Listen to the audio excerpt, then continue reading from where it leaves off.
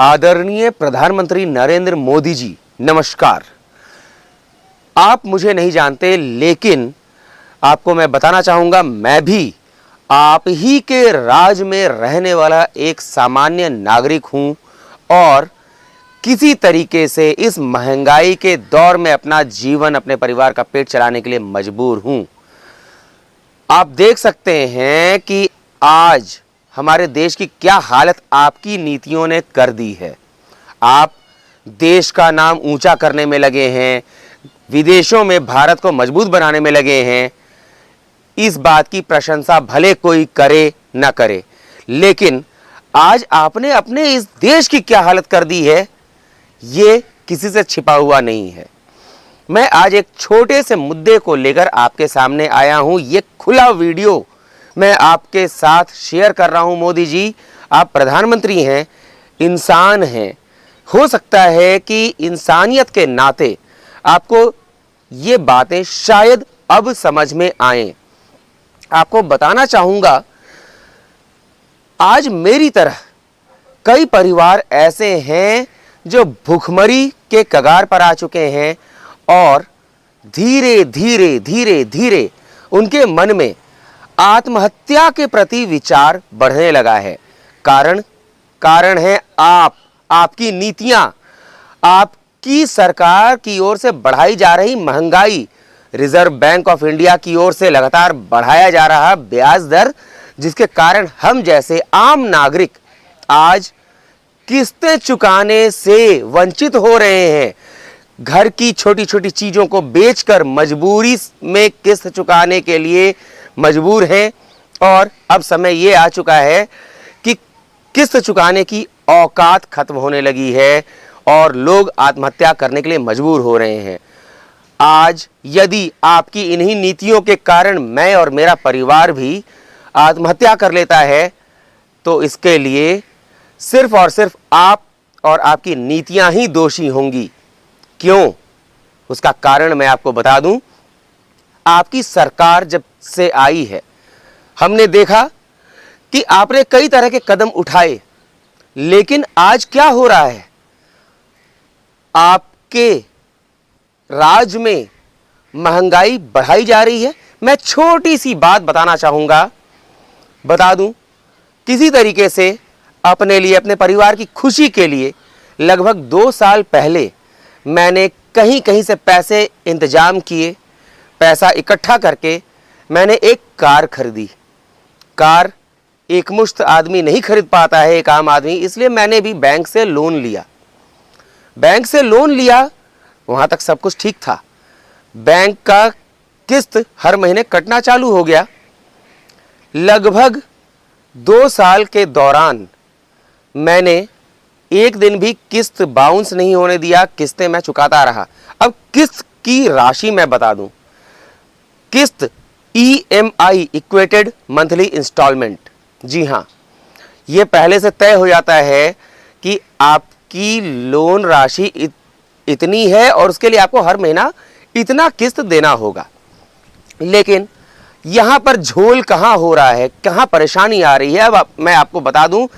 आप कैलकुलेशन में तो माहिर हैं, इस बात का भी कैलकुलेशन करके देखिए। मेरे लोन की जो राशि थी, उस पर हर महीने मुझे 12,822 रुपए का किस्त मेरे लिए बांधा गया। हर महीने की 30 तारीख को 12,822 रुपए मेरे बैंक से काटे जाने लगे। कोई आपत्ति नहीं थी, मैं इसके लिए तैयार था। आराम से किसी भी तरह मैं किस्त भर रहा था। लेकिन अचानक इस साल क्या कर दिया आपने, आपके रिजर्व बैंक ऑफ इंडिया ने, आपके बैंक्स ने क्या कर दिया, समझ में नहीं आया। मई के महीने तक 12,822 रुपए कटे मेरे बैंक से, लेकिन जून में मेरे बैंक से पैसा कटा 12,952 रुपए। मतलब किस्त की राशि बढ़ गई 12,822 से बढ़कर 12,952 रुपए। मैंने बैंक में संपर्क किया तो बैंक ने कहा कि रेट ऑफ इंटरेस्ट बढ़ने के कारण ऐसा हुआ है। मैंने कहा कि आगे तो नहीं बढ़ेगा, तो उन्होंने इस पर कोई जवाब नहीं दिया। इसके बाद अगले महीने जून में 12,952 कटा। जुलाई में अचानक एक बार फिर से किस्त की राशि बढ़ गई। 12,822 जो था, जो बढ़कर 12,952 हुआ, वो 13,107 रुपया हो गया। 13,107, छोटा नहीं है अंतर। आप ध्यान दीजिए, 12,822 जो मैं दे रहा था, किसी तरीके से दे रहा था, क्योंकि कोरोना महामारी ने तो हम सभी को बर्बाद कर ही दिया, हमारे व्यवसाय को चौपट कर दिया।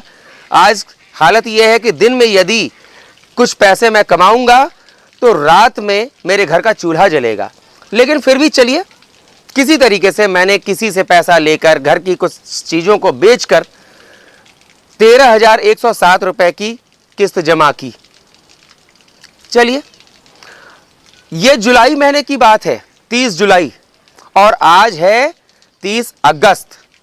जी हाँ, एक महीना और बीता और आज फिर मेरे बैंक से लोन की किस्त कट चुकी है। और पता है आपको इस बार कितना लोन कटा है, कितना किस्त कटा है? इस बार कटा है 13,259 रुपए। 13,259 रुपए। किस तरीके से आप लोग बढ़ा रहे हैं किस्तों की राशि को, समझ ही नहीं आ रहा। हर महीने किस्त की राशि बढ़ रही है। क्या आप मजबूर कर रहे हैं मेरे जैसे हजारों लाखों करोड़ों लोगों को कि आज किस्तों के बोझ में दबकर मर जाएं, आत्महत्या कर लें, परिवार को जहर खिला दें? और हां, आपको बता दूं, आपके सरकार द्वारा जारी किया गया 500 का जो नया नोट है ना, वो मैंने 500 का एक नया नोट बचा कर रखा हुआ है। उसको मैं खर्च नहीं कर रहा हूं, सिर्फ इसलिए कि जाने आपकी सरकार कल कौन सा नया शगुफा लेकर आ जाए और मुझे जहर लाकर खुद अपने आप को, अपने परिवार को देना पड़ जाए और पूरा परिवार हमेशा के लिए सो जाए। शायद आप यही चाहते हैं। आप कुछ भी कर रहे हो, लेकिन जब आपके देश की आम जनता ही नहीं रहेगी तो आप राज किस पर करेंगे? आज यही कारण है कि देश में आपके खिलाफ, आपके विरोध में एक नया माहौल तैयार हो रहा है। कुछ समय पहले तक जो जनता आपको हमेशा के लिए प्रधानमंत्री देखना चाहती थी, आज वही जनता आपको किसी भी तरीके से गद्दी से भगाना चाह रही है। आखिर आप समझ भी पा रहे हैं ऐसा क्यों हो रहा है? पिछले 3 महीने के दौरान EMI इक्वेटेड मंथली इंस्टॉलमेंट बढ़कर 12,822 से लेकर 13,259 पहुंच गया। 437 रुपए का अंतर हो गया। अब अगले महीने फिर आप पता नहीं कितना बढ़ा देंगे, क्या कर देंगे, कुछ नहीं पता। इसलिए 500 का नोट मैंने रखा हुआ है कि मैं जहर खरीद के लाऊं और पूरे परिवार के साथ हमेशा के लिए सो जाऊं। फिर आप EMI काटते रहिएगा, महंगाई बढ़ाते रहिएगा, फिर मुझे और मेरे परिवार को तो खैर फर्क नहीं पड़ता। बाकी लोग भी शायद ऐसा ही कर रहे हैं। आए दिन खबरें आती हैं, किसी परिवार ने आत्महत्या कर ली, महंगाई से परेशान होकर, कर्ज से परेशान होकर। कारण है सिर्फ आप, आपकी सरकार और आपकी सरकार की नीतियां, जो दुनिया में तो देश का नाम ऊंचा करने के लिए भले ही लालायित हो, लेकिन आज जिन पर आप राज कर रहे हैं उनको मारने के लिए आप तुले हुए हैं। पेट्रोल की कीमतें, पूरी दुनिया में पेट्रोल की कीमतें घटती हैं, आपके राज में बढ़ती हैं। गैस की कीमतें, जहां गैस की कीमतें एक समय था, आपकी सरकार आने के समय 400-500 रुपए के आसपास गैस की कीमतें होती थी, आज 1100 से पार हो गया है। इस तरह से आप देश की आम जनता को, आप गरीबी खत्म करने की बात नहीं कर रहे, आप गरीबों को खत्म करने की बात कर रहे हैं। और गरीब कौन? जो कुछ समय पहले तक मध्य आय वर्ग में आता था, उसको आपने धकेल दिया, गरीबों की लाइन में खड़ा कर दिया। BPL का लाभ हमें मिल नहीं सकता क्योंकि हम ITR भरते रहे हैं। और आज की स्थिति में, हमारी कोई भी स्थिति हो, आज के दौर में आपने तो मरने के लिए मजबूर कर दिया है। क्या आप यही चाहते हैं कि आपके देश की जनता एक एक करके जहर खाकर आत्महत्या करने के लिए मजबूर हो जाए? क्या आप कर रहे हैं? जनता को समझ में नहीं आ रहा। जो सब्जी कल किसी कम कीमत पे मिलती थी, आज उसकी कीमतें आसमान छू रही हैं। अरे पार्टियां, विपक्षी पार्टियां तो राजनीति कर रही हैं, राजनीति के लिए आंदोलन प्रदर्शन करती हैं। हम क्या करें? हम जैसे आम नागरिक क्या करें? आम जनता क्या करे? हमारे पास तो बस एक ही विकल्प आपने छोड़ा है, जहर लाओ, खाने में मिलाओ या सीधे ऐसे खाकर सो जाओ, फिर आप कर लेना राज। अरे मोदी जी, आपको और आपकी सरकार को अब तो शर्म करना चाहिए। आप किस पर राज करेंगे? लाशों पर राज करेंगे? शवों पर राज करेंगे? किस पर करेंगे? सिर्फ इतना देखिए, ये जो किस्तों की बात मैंने बताई, ये सिर्फ मेरी कहानी नहीं है। ना जाने कितने ऐसे नागरिक होंगे जिनकी किस्तें बढ़ा रही है आपकी सरकार के अंडर में। और हाँ, ये जो मेरा लोन था ना गाड़ी का, ये किसी प्राइवेट बैंक से नहीं था, सरकारी बैंक कैनरा बैंक से है। CANARA कैनरा बैंक से है। और इस तरीके से लोन और उसके बाद उसकी किस्तें बढ़ती जा रही हैं, तो अब कोई विकल्प नहीं रह गया। महंगाई की मार से वैसे ही हम लोग जूझ रहे हैं। आंकड़े दिखाने से कुछ नहीं हो जाता कि महंगाई इतनी कम हो गई है, आंकड़ों में इतनी कम हो गई है। अरे इसको सीधे सीधे मैं यही कहूंगा, आंकड़ा खाने को नहीं देता, आंकड़ा जीने को नहीं देता। आंकड़ा सिर्फ देखने में अच्छा लगता है। वास्तविकता पर आइए, सच्चाई के धरातल पर आइए। आपकी जनता आज मर रही है। आप मार रहे हैं मोदी जी, नरेंद्र मोदी जी, आप मारने पर तुल गए हैं। एक आप सहायता कर रहे हैं, सीधी सी बात है, आप सहायता कर रहे हैं अपने पूंजीपति घराने वाले मित्रों को, जिनका न जाने खरबों का, अरबों का, खरबों का, लाखों का, करोड़ों का आप ब्याज कम कर रहे हैं, लोन माफ कर रहे हैं, कर्ज माफ कर रहे हैं। हम जैसों का क्या? आपको इतना भी नहीं दिखाई देता कि कोरोना के बाद जब व्यवसाय चौपट हो गया है, जिसका लोन जो था उस पे से ब्याज को हटा दें, कम से कम ब्याज हटा देते तो कम से कम हमारे जैसे लोग आज किसी तरीके से मूलधन चुकाने के लिए इंतजाम कर भी लेते। अरे ब्याज हटाना तो दूर, आप तो उसको बढ़ाते जा रहे हैं। आपकी सरकार मारने पर तुल गई है। बस यही लगता है कि किस तरीके से एक मध्य आय वर्ग और गरीब व्यक्ति को हमेशा के लिए मौत की नींद सुला दिया जाए, और आपकी जनता तो बस पूंजीपति घराने वाले लोग रह गए हैं। आप उनके साथ मिलकर देश पर राज करते रहिए। देश पर राज तभी होता है जब आम जनता उसमें होती है, तब वो देश होता है। पूंजीपति घराने के कुछ गिने चुने लोगों का कर्ज माफ करके आप जो आलीशान देश बनाने का सोच रहे हैं, ऐसा नहीं होने वाला। सिर्फ और सिर्फ जनता से देश बनता है, और उसी जनता को आप मौत की नींद सुलाने पर तुल गए हैं। कर्ज किसी ने ले लिया किसी मजबूरी में, आज उसकी ब्याज की किस्तें आप बढ़ा रहे हैं, किस्तों पर लगने वाला ब्याज लगातार बढ़ा रहे हैं। 3 महीने में लगातार जो 12,822 था वो बढ़कर 12,952, अगले महीने 13,107, और उसके अगले महीने, इस महीने आज के दिन 30 अगस्त को 13,259। किस तरह से हो रहा है? अब तो एक ही रास्ता दिख रहा है, कल को मैं लोन चुकाने की स्थिति में ना रहूं, बैंक वाले जगह जगह मेरे नाम का मजाक उड़ाएं, केस करें और मेरा नाम खराब हो। उससे तो अच्छा है आत्महत्या कर लें हम सभी जहर की पुड़िया मुंह में डालें और हमेशा के लिए सो जाएं। यही चाहते हैं मोदी जी, आप यही चाहते हैं।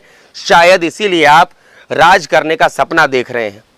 इतना ही कहूंगा, उम्मीद करता हूं कि यदि आप में थोड़ी सी भी इंसानियत यदि बची है, महंगाई पर और ब्याज पर लगाम लगाएंगे, आम जनता को जीने लायक माहौल छोड़ेंगे, आप मरने के लिए मजबूर ना करें। क्योंकि जब जनता मरने लगती है ना, तो मरने के पहले आखिरी विकल्प यही होता है कि मरना तो है, अब जो होगा देखा जाएगा, विद्रोह कर दो। यही होता है जनता के मन में। आपने श्रीलंका का हाल देख ही लिया था, अभी हाल की बात है, दूर नहीं है, अधिक समय नहीं हुआ है।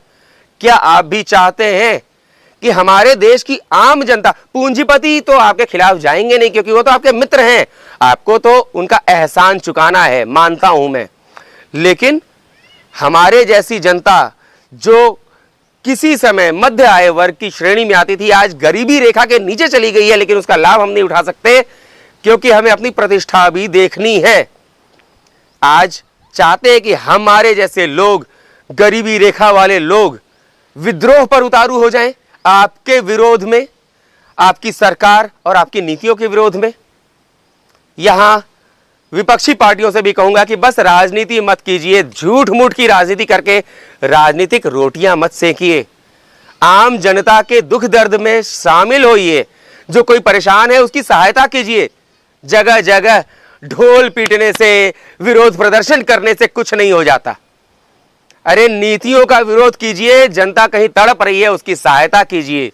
और मोदी जी अब तो कम से कम हमें जीने दीजिए। ये देश हमारा भी है, केवल पूंजीपतियों का नहीं है, ये देश हमारा भी है। हम भी टैक्स देते रहे हैं, हर चीज में टैक्स दिया है हमने, और आज हम ही को मारने पर आप तुल गए हैं। दया कीजिए, रहम कीजिए मोदी जी, रहम कीजिए। आज जनता को जीने दीजिए।